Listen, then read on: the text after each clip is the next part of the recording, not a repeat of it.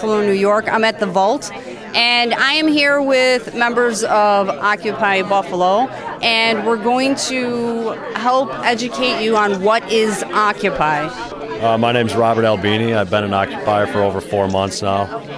To really even begin to touch that, I guess you have to have an understanding of where people's level of understanding of what Occupy is. When somebody approaches me on the street and asks what Occupy is, I start pretty basic and just say that it's people standing up for economic, environmental, and social injustice everywhere. It's an all-inclusive package. It covers everything from Social Security problems to student loan debt to big bank bailouts to politicians being bought off by corporations to the military-industrial complex to healthcare. I mean, it's everything. I think that's a lot of the reason why it's become so unclear as we've gone through this is because so many issues come to the surface. I think the real focus is going to end up being social and economic inequality. The rich are getting richer, the poor are getting poorer. Jobs are disappearing, sustainable jobs, middle-class jobs with benefits, being able to sustain a family and a house and, just being able to live and procreate and move forward as a human being in this world is becoming harder and harder for the majority of people.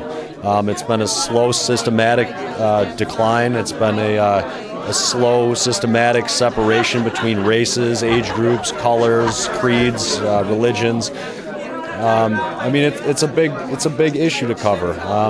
Bob, I have a question. Sure. Do you think that the Occupy movement has been so confusing to a lot of people due to it being America because we have so many faiths, races, cultures, beliefs, political classes, you name it, it's America. So we have so much compared to, say, one nation has this, one nation has that. Do you think that also plays into it?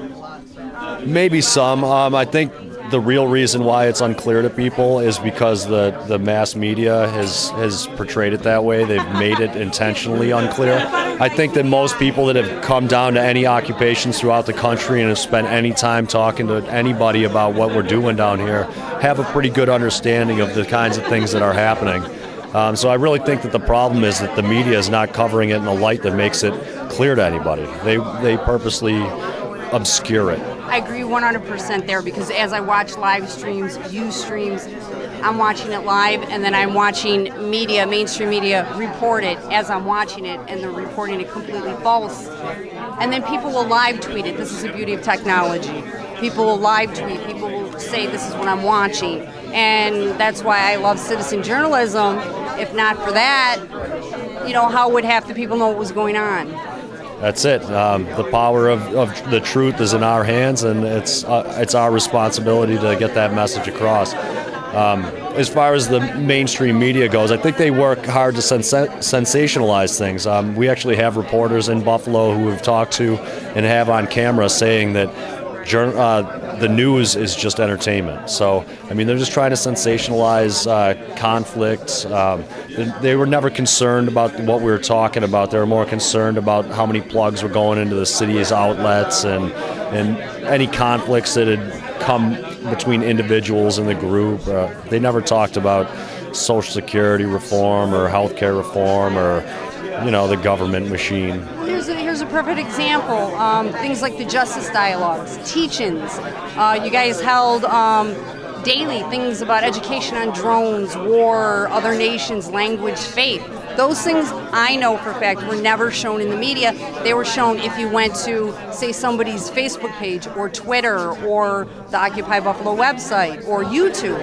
See, and these are important things. What you guys are doing are educating the community on what you said, social issues.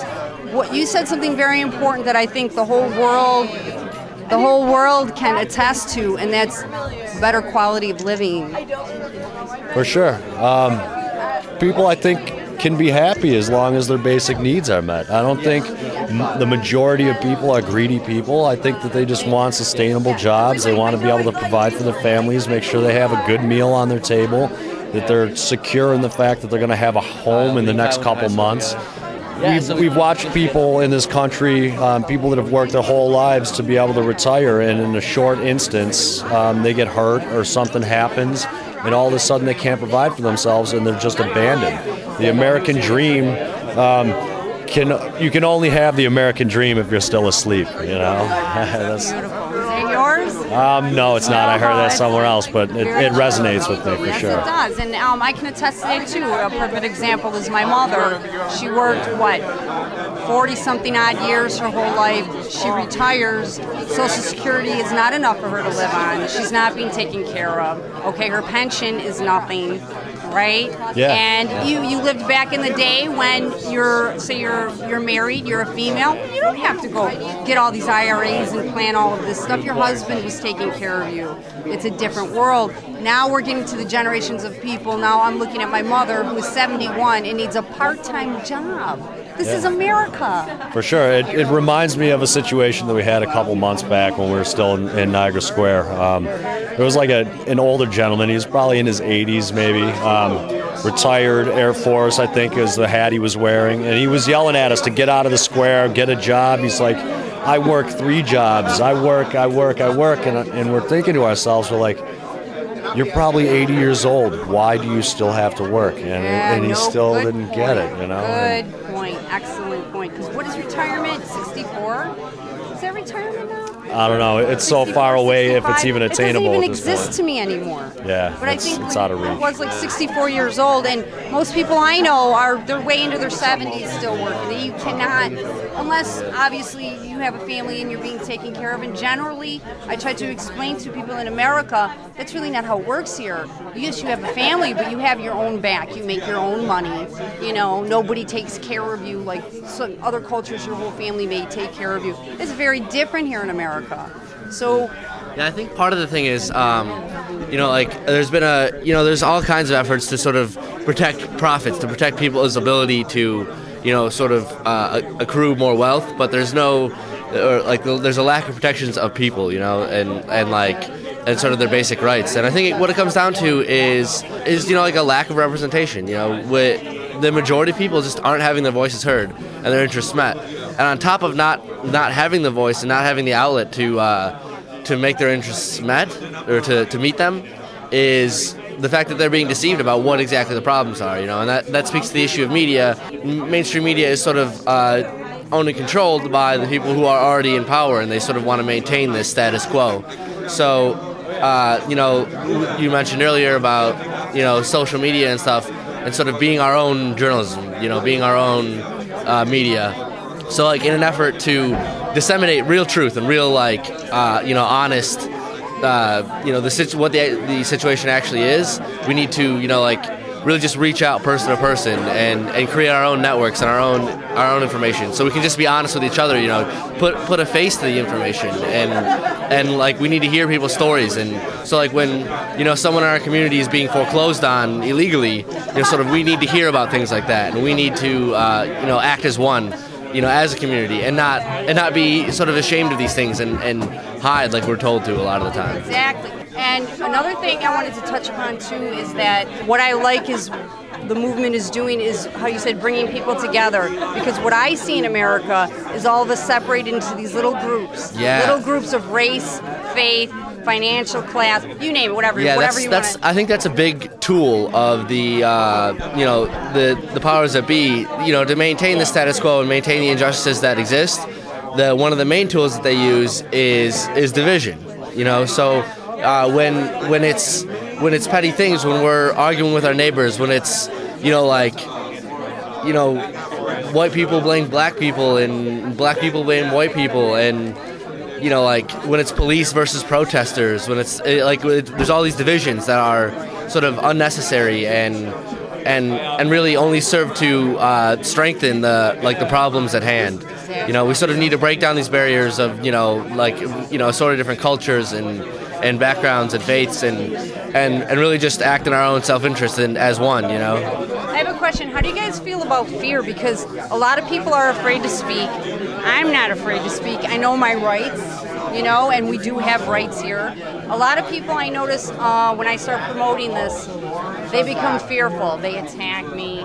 They come at you personally. And I sit there and I go, my goodness, but we're speaking for our rights. And to me, this is really a great confusion, because rationally, in my mind, I'm thinking, but we're speaking for our rights. So I see a lot of Americans obviously against this as well.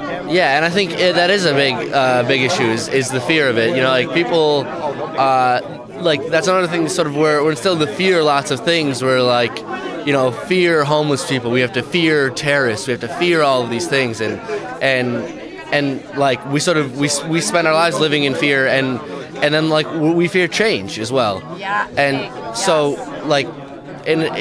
When we're presented with change, even when it's in our own best, our own self-interest, it's not like people have a hard time accepting that. Like, they feel like they have to hold on to what they have for fear of losing that, and so anything that deviates from that is a potential loss. They feel like, but I mean, I think what it really comes down to is like not fighting for yourself. That's the only time you lose. We have to step up. We have to try and make these changes. Like it's not like a matter of, should we? It's a matter of how we can.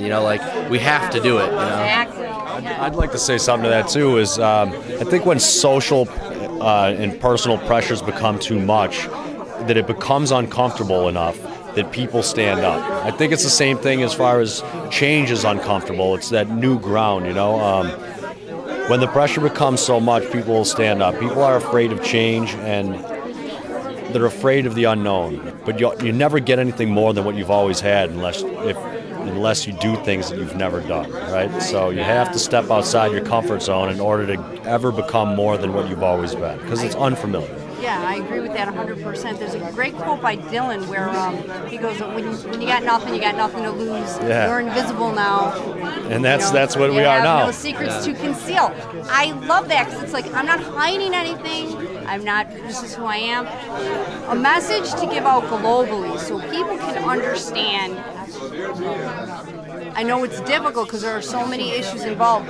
So people can understand basically on Occupy why Americans are doing this and what we're striving towards. I think why we're doing this is because we recognize that our government is not in our best interest. They do not represent the values of the American people. We watch our current government go all over the world and plunder and rape and destroy our mother and the people that are our brothers and sisters of this world. I think that people are finally in a place where they're saying, hey, everything I was taught about what it means to be American is not the life that I'm living. People are waking up. There's a change in information. I think with the help of the internet and being able to see our world from a bigger picture, step back and get out of our own personal little worlds and our own little minds and see the bigger picture has allowed us to open our eyes and really see what we represent and who we are as a civilization, as a species. And I think that we're moving forward in that direction. I think some things are going to be fast. There's going to be some parts of this movement that are going to happen quickly, and I think there's other parts that are going to be a long, drawn-out process, and I think that's with anything else in life too. Some changes are spontaneous mutations, and some of them are slow, systematic evolutions. And I also tell people, if you don't understand, go up. Go up to any occupation wherever you live. Just for an hour, 2 hours, whatever it is, just go up. Because me going up to Occupy Buffalo, you see the GAs, you see the democratic process, you see the decision making. You get to see it. And you don't see what is shown as a bunch of people out there with signs screaming and you don't know why they're I would say inform yourself. Yeah. Inform yourself. Go on the internet, do your own research. Don't buy what they're spoon-feeding you. It's not in their best interest to have a well-informed, well-educated population. So if you want learn the for information, yourself. you got to go get it. Right. Get it from the horse's mouth. That's exactly what I'm doing today. Is there anything that you guys want to add to this? Solidarity. Yeah. Solidarity. Get active. It's time to get in the streets for change. Thank you, guys.